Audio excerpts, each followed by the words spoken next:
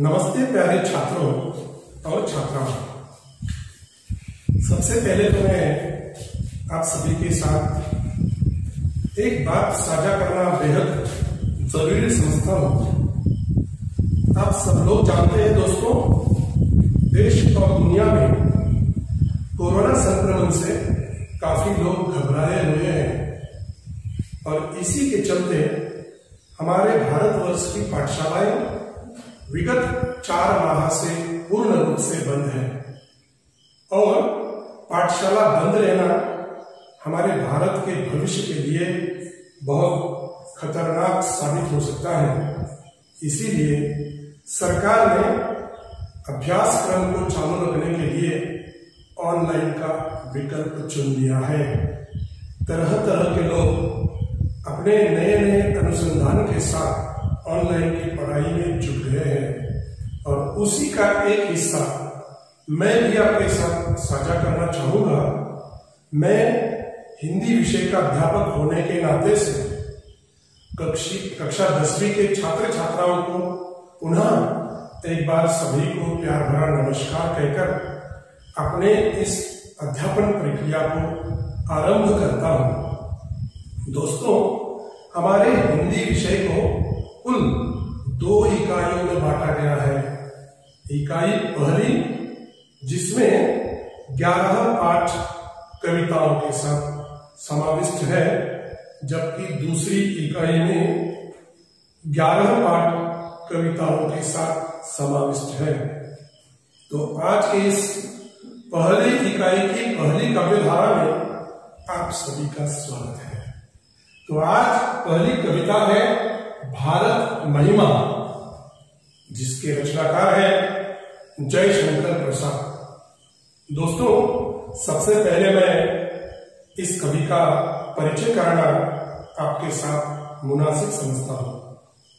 ये छायावादी विचारधारा के कवि है, जिनका जन्म 1890 में वाराणसी उत्तर प्रदेश में हुआ और जिनकी मृत्यु हुई है 1937 में उसी स्थान पर वाराणसी उत्तर प्रदेश।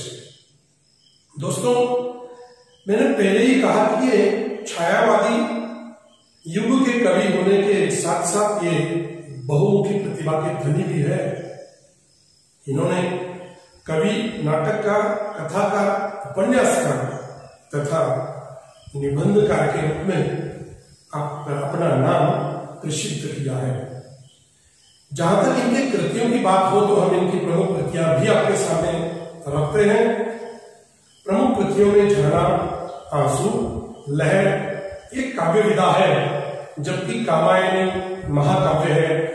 स्कंदगुप्त, चंद्रगुप्त ऐतिहासिक नाटक इन्होंने लिखे हैं। प्रतिध्वनि, आकाशदीप, इंद्रजाल ये कहानी संग्रह इनका निर्माण है। कंकाल, तितली, इरावती ये उपन्यास की रचना भी श्रीमान जयशंकर प्रसाद जी ने की है। तो दोस्तों, संक्षेप में मैं ये पद्य संबंधित थोड़ी सी जानकारी आपसे साझा करना चाहूंगा।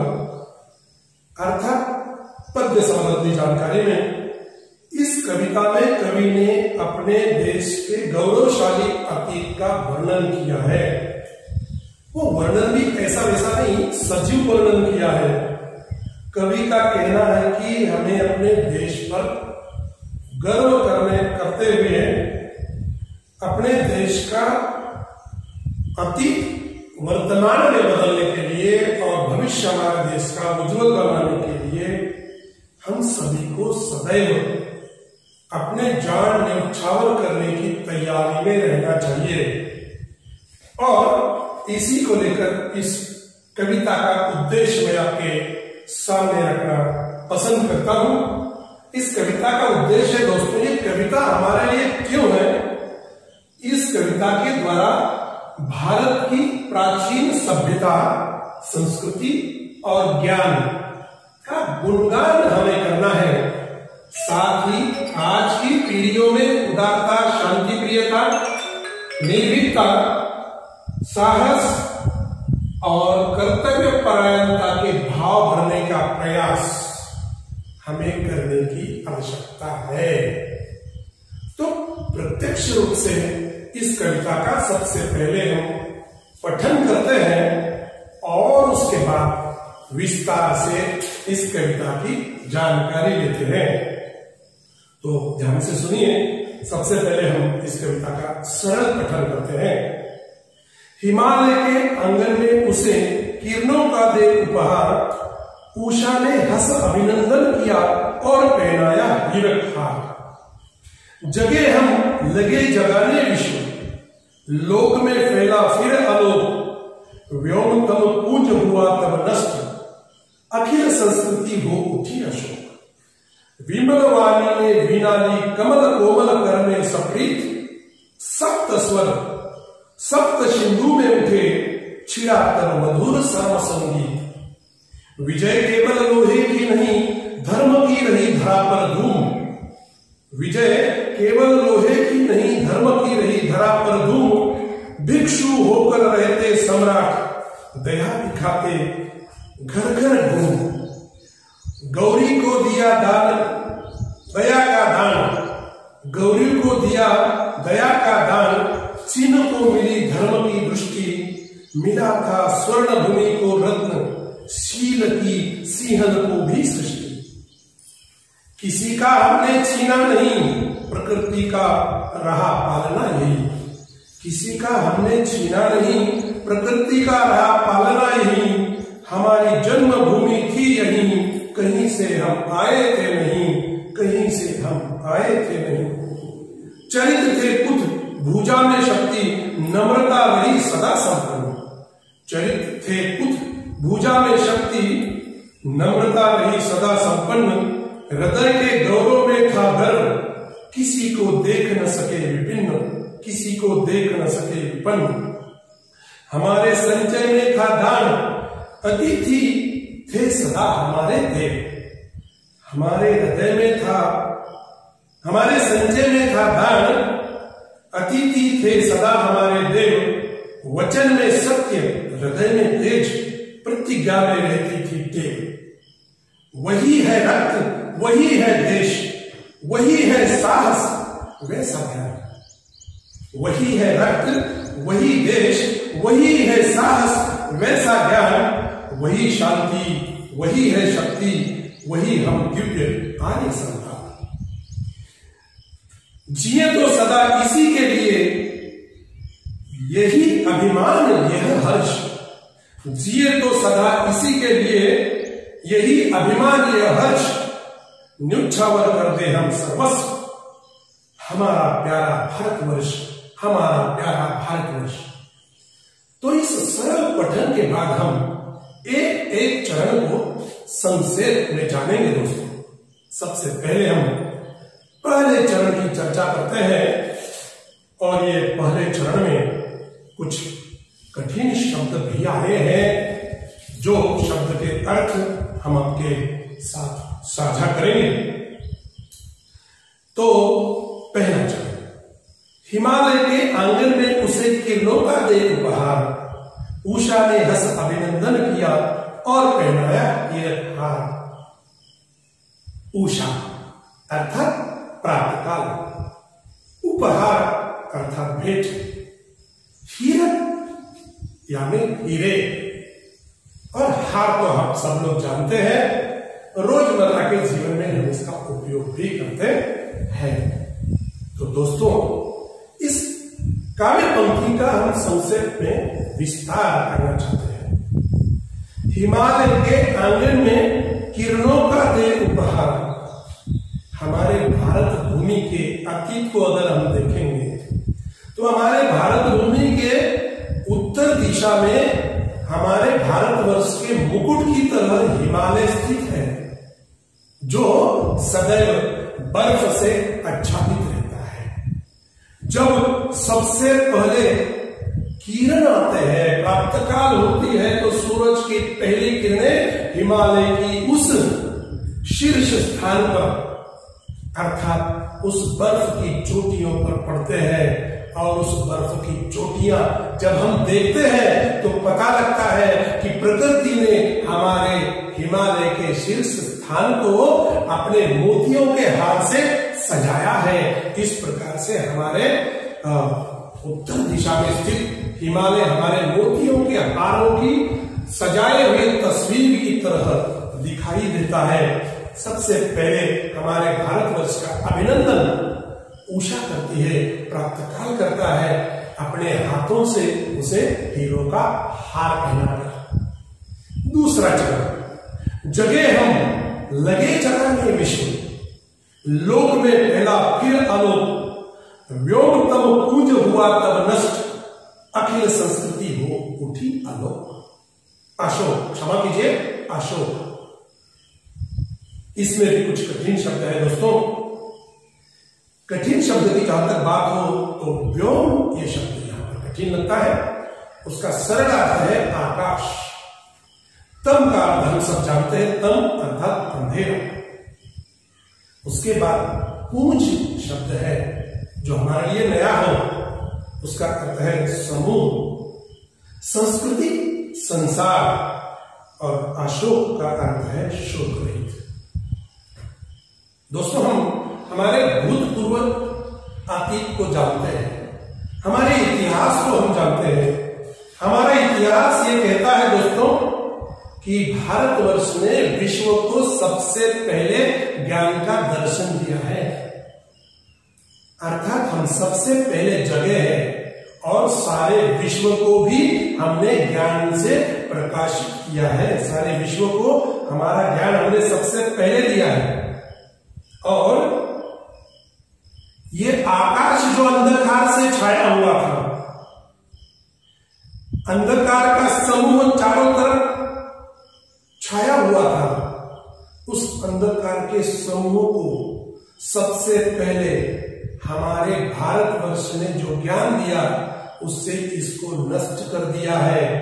और ये भारत संस्कृति को हमारे भारतवर्ष ने शोक विरहित बना दिया है, अर्थात किसी प्रकार का दुख, किसी प्रकार का कष्ट, किसी प्रकार का कोई संशय किसी के मन में न रहे, इस प्रकार का ज्ञान हमारे भारतवर्ष ने संसार को सबसे पहले प्रदान किया है छात्रों।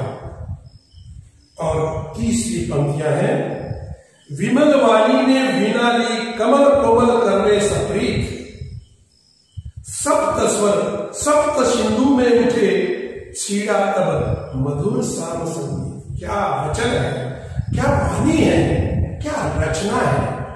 हमारे रोम रोम में उत्साह जगता है कि जिस प्रकार की पंक्तियां हम सुनते हैं या पढ़ते हैं।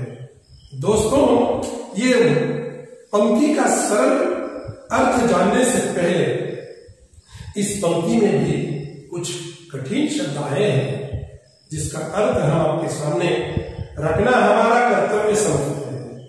इसमें कुछ शब्द है जैसे विमल अर्थात पवित्र, वाणी अर्थात मां सरस्वती, सप्रीत अर्थात प्रेम पूर्वक, और यहाँ पर सप्त सिंधु, जैसे कि सामान्य रूप से हम सिंधु समुद्र को कहते हैं, लेकिन भारतवर्ष के अतीत को हम देखेंगे तो यहाँ पर सप्त सिंधु का अर्थ होता है 7 नदियों का समूह।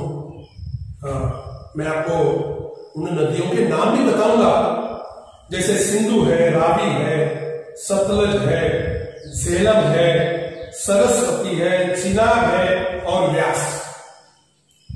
अब उसमें से सरस्वती नदी लुप्त हो चुकी है, ये बात और है।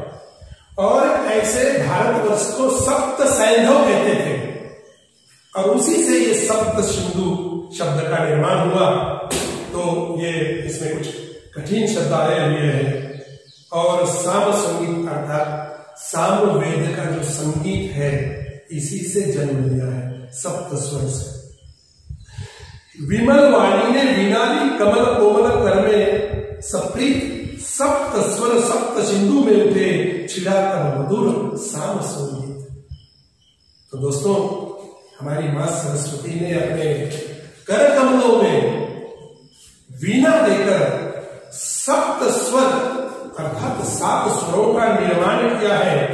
और ये 7 स्वर हमारे भारतवर्ष के सभी दिशाओं में फैल चुके हैं और सभी तरफ इन सप्त स्वरों का, इन संगीत का ध्यान या इस संगीत से व्याप्त भारतवर्ष का दर्शन हमें होता है।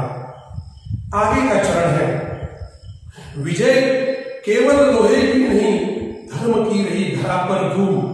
विजय केवल लोहे की नहीं धर्म की रही धरा पर धूम। भिक्षु होकर रहते सम्राट दया दिखलाते घर धूम धूम। तो इसमें भी कुछ कठिन शब्द है। लोहे का अर्थ है शस्त्र। हम संसार के इतिहास को अगर देखते हैं तो हमें ये बात का स्पष्ट संकेत मिलता है कि संसार में कई सारे युद्ध हुए हैं और वो सभी के सभी युद्ध शस्त्र के साथ हुए हैं, शस्त्र को लेकर हुए हैं। लेकिन यहाँ पर भारतवर्ष ने अपने अतीत को दर्शाते हुए ये स्पष्ट किया है, कभी ये दर्शाना चाहते हैं हमें कि विजय केवल शस्त्र से नहीं मिलती है। विजय शस्त्र से नहीं बल्कि धर्म के प्रसार से मिलती है, सत्य के प्रसार से मिलती है, शांति और संयम से रखने से ही विजय मिलती है। इस बात का सबूत हमें देते समय कवि बड़ा सुंदर उदाहरण देते हैं। सम्राट अशोक जो चक्रवर्ती राजा कहलाते थे, इन सम्राट अशोक ने अपने जीवन में कई सारे युद्ध किए हैं और इन युद्धों में कई बार उन्होंने विजय प्राप्त की है।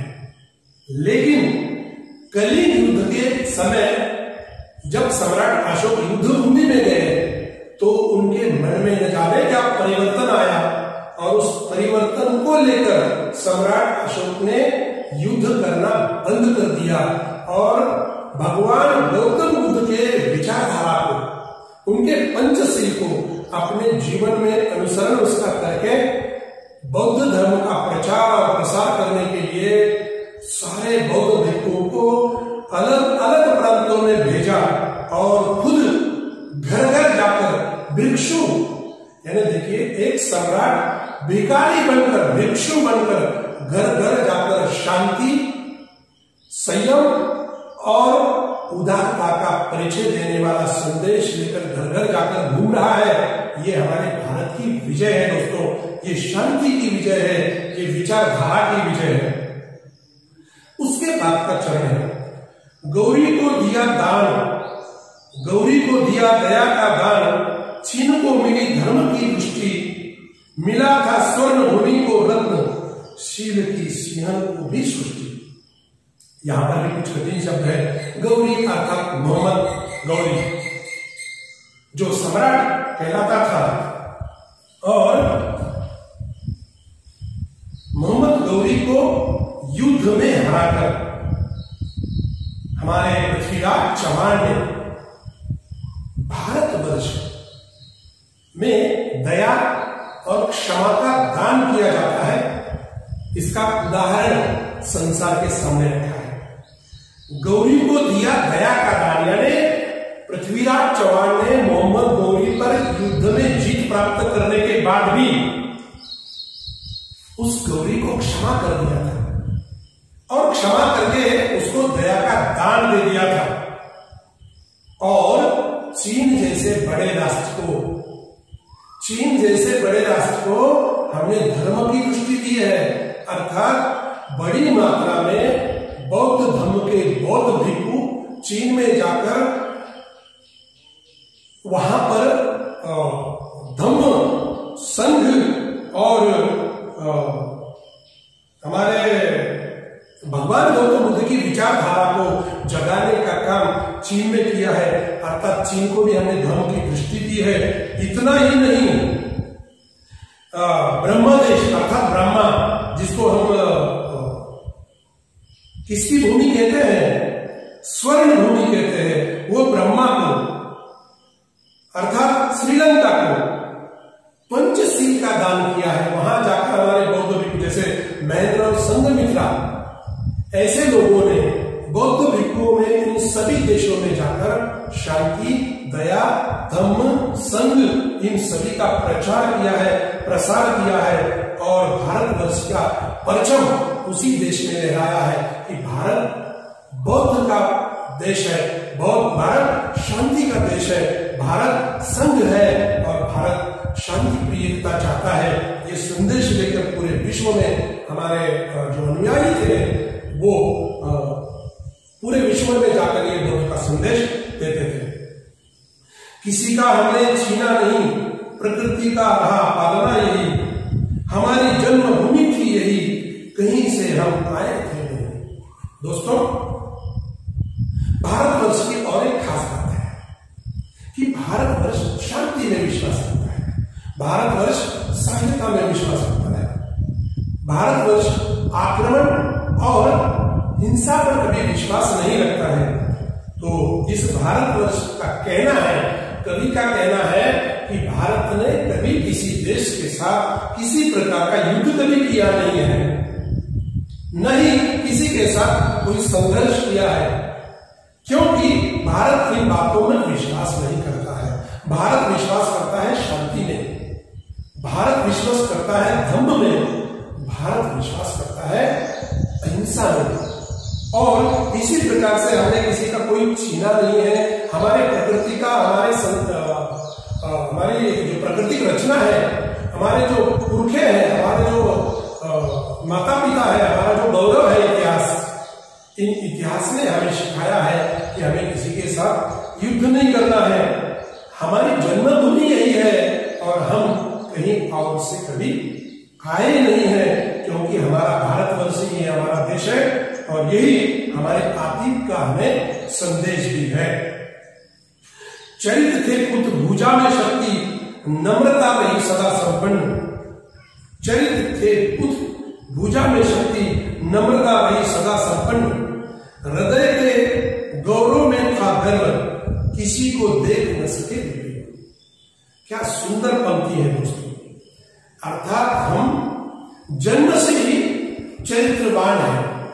भारतवर्ष के जो पुत्र है वो जन्म से ही चरित्रवान है और हमारे बाहुओं में शक्ति है, हमारे शरीर में शक्ति है। और इन सब होने के बावजूद भी हमारी खासियत रही है कि हम विनम्र बहुत हैं, नम्रता है हमारे पास। हम हमेशा के लिए नम्रता से सदा संपन्न रहे हैं। हृदय में हमारे इन सभी चीजों का गर्व है कि हम चरित्रवान हैं, हम संपन्न हैं, हमारा इतिहास गौरवशाली है। इन सभी बातों का हमारे हृदय में गर्व है और इन सभी बातों के चलते हमारे देश में किसी भी प्रकार के, किसी भी समाज व्यवस्था के किसी भी पिछड़े वर्ग को हम दुखी और कष्ट में देखना नहीं चाहते हैं। हम उनको विभिन्न देखना नहीं चाहते हैं, हम उनको दुखी देखना नहीं चाहते हैं। इसलिए हमारे देश के बड़े लोग गरीबों की सहायता करते हैं। यह हमारा इतिहास रहा है। हमारे राजा महाराजाओं ने भी कई सारे गरीबों की सहायता की है। जैसे महाराष्ट्र के छत्रपति शिवाजी महाराज, ये जो राजा थे इनको जनता का राजा कहते थे, जनता राजा कहते थे। इनका अतीत, इनका इतिहास हमारे पास है। इसलिए हमारे हृदय में इन सभी के प्रति गर्व का भाव होता है। हमारे संचय में था दान, अतिथि थे सदा हमारे देव। वचन में सत्य, हृदय में तेज, प्रतिज्ञा में रहती थी प्रेम। देखो दोस्तों, ये चरण में हमें ये देखना है कि हमारा इतिहास रहा है कि हम संचय करते हैं, धन का संचय, खाद्यान्न का संचय। आज हम देखते हैं कि हमारी भारत सरकार ने पूरे गरीब लोगों के लिए, पिछड़े लोगों के लिए 4 महीने का अनाज मुफ्त में मुहैया कराया है। ये संचय करने के कारण ही हुआ है दोस्तों। तो हमारे दान में संचय का भाव है और वो जो संचय हम करते हैं उसी का दान हम गरीबों में करते हैं। हमारे देश में आए, हमारे घर में आए कोई अतिथि, हमें हमारी संस्कृति है कि हम उनमें देव देखते हैं। अतिथि देवो भव, ये हमारी परंपरा रही है, ये हमारी संस्कृति रही है। हम हमेशा सत्य बोलते हैं, हमारे वचन में सत्य है, हमारे हृदय में तेज है और प्रतिज्ञा हम देव यानी प्रतिज्ञा करने की हमें आदत सी लग गई है, हमें लग गई है कि ये सारी बातें हम हमारे हृदय में हमेशा हमेशा के लिए बनाए रखे। ये हमारी प्रतिज्ञा है। वही है रक्त, वही है देश, वही साहस वैसा ज्ञान, वही है शांति, वही है शक्ति, वही हम दिव्य आर्य संतान। क्या सुंदर पंक्ति है दोस्तों। ये हमारे भारत का अतीत अगर हम देखेंगे तो इस अतीत को लेकर हमें ये सारी बातें की जो उपयुक्त पंक्तियों में हमने चर्चा में ली है, वही सभी लोगों का रक्त हमारे बीच में दौड़ रहा है, हमारे शरीर में दौड़ रहा है। वही देश की जो हमें भारतवर्ष के नाम से हम जानते हैं, भारत माता की जय के नारे हम रोज लगाते हैं। साहस के साथ हमारे ऊपर आए किसी भी आंच को हम आसानी से पार करते हैं और ज्ञान के क्षेत्र में, विज्ञान के क्षेत्र में, अनुसंधान के क्षेत्र में दिनों दिन हमारा देश आगे बढ़ रहा है, तरक्की कर रहा है। निवर्तमान स्थिति में हम देखते हैं कि कई सारे अनुसंधान हमारे देश में चल रहे हैं। मैं विषय को छोड़कर थोड़ा सा आपके साथ एक बात और साझा करना चाहूंगा कि हमारे देश में कोरोना के टीके को लेकर संसार में सबसे आगे टीका बनाने की होड़ में हम सबसे आगे बढ़ रहे हैं। ये हमारे विज्ञान और तंत्र ज्ञान की बहुत बड़ी उपलब्धि है। तो ज्ञान भी है, साहस भी है और रक्त में भी हमारा यही है दोस्तों। हमारे पास साहस है, ज्ञान है, शांति है, शक्ति भी है, क्योंकि हम आर्य के संतान हैं, इस भारतवर्ष के संतान हैं, इस भारतवर्ष के सपूत हैं। जिए तो सदा इसी के लिए, यही अभिमान रहे, यह हर्ष निछावर कर दे हम सर्वस्व।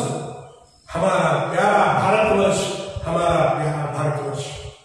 दोस्तों, हमें जीना है हमारे भारतवर्ष के, हमें मरना है हमारे भारतवर्ष के। हमारे हृदय में अभिमान है, हमारे हृदय में ये गर्व है कि हम जिए तो देश के लिए और मरे तो देश के लिए। न्यौछावर करने के लिए सब कुछ तैयार है हम अपने देश के लिए। मुझे तो बहुत गर्व होता है कि मैं इस भारतवर्ष का एक नागरिक हूं, मैं इस भारतवर्ष का एक अंश हूं। मुझे गर्व है अपने देश पर, मुझे गर्व है अपने भूमि पर, मुझे गर्व है अपने अतीत पर। और इसी प्रकार का गर्व हमारे भारतवर्ष के सभी आप बैठे छात्र छात्राओं में भविष्य काल में आए, इसी आशा के साथ मैं अपने वाणी को पूर्ण विराम देता हूं। और इस पर जो स्वाध्याय पूछे जाएंगे उस स्वाध्याय का भी विस्तार से हम आपके साथ चर्चा करेंगे। धन्यवाद। जय हिंद, जय भारत।